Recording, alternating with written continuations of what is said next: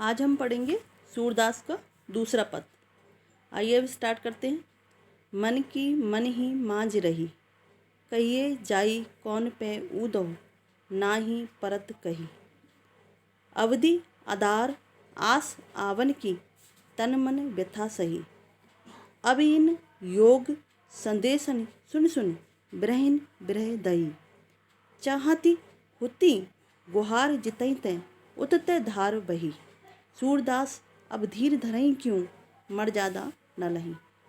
प्रस्तुत पंक्तियों में गोपिकाएं उद्धव से कह रही हैं, मन की मन ही मांझ रही, अर्थात हमारे मन की बात मन में ही रह गई। मांझना माने होता है दब गई।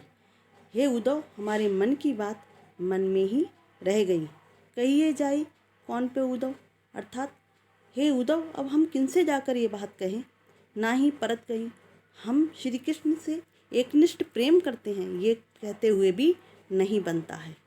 अवधि आधार आस आवन की, गोपिकाएं उद्धव से कह रही हैं कि अवधि माने होता है समय, आधार, आस माने उम्मीद, आवन माने आने की, उनके आने की समय अवधि की उम्मीद में हमने अपने तन मन से, व्यथा माने होता है दर्द, पीड़ा, दुख, सही माने सहे, हमने अपने तन मन से उनके आने की उम्मीद में, एक निश्चित समय अवधि में वो आ जाएंगे, इस उम्मीद में अपने तन मन से इस दर्द को, इस पीड़ा को सहा है। अब इन योग संदेश ने सुन सुन, हे उद्धव, तुम्हारे अब ये योग के संदेशों को सुन सुनकर बिरहिन बिरह दही, हमें ऐसा लगता है कि हम बिरहनियों की, अर्थात हम गोपिकाओं की तुमने विरह अवस्था को और अधिक दहका दिया है।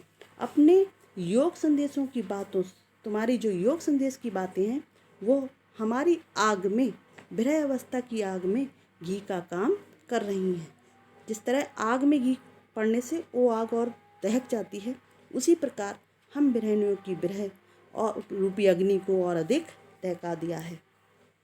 चाहती होते गुहार जितई थे, हम जिधर से गुहार लगाना चाहते, गुहार माने यहाँ पर होता है रक्षा के लिए पुकार लगाना।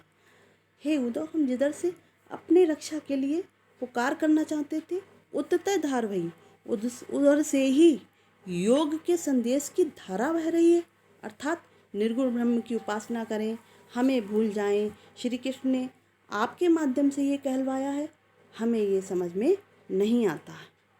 सूरदास अब धीर धरें क्यों, मर्यादा न लही। सूरदास जी कह रहे हैं, गोपिकाएं कह रही हैं, अब हम धीर धरे क्यों। धीर माने होता है धैर्य, धरे माने धर, अर्थात अब हम धैर्य क्यों धारण करें, जब श्री कृष्ण ने ही मर्यादा अर्थात मर्यादा न लही, मर्यादा का नहीं त्याग किया, अर्थात उन्होंने ही मर्यादा का पालन नहीं किया, तो यानी श्री कृष्ण ने प्रेम, मर्यादा का मतलब होता है कि प्रेम के बदले प्रेम, हमने उनसे प्रेम किया और उन्होंने प्रेम के बदले प्रेम करने के बजाय हमें निर्गुण ब्रह्म की उपासना, योग संदेश की उपासना के लिए वो आपके माध्यम से संदेश भिजा रहे हैं। जब उन्होंने ही मर्यादा का पालन नहीं किया तो अब हमसे धैर्य धारण नहीं होता।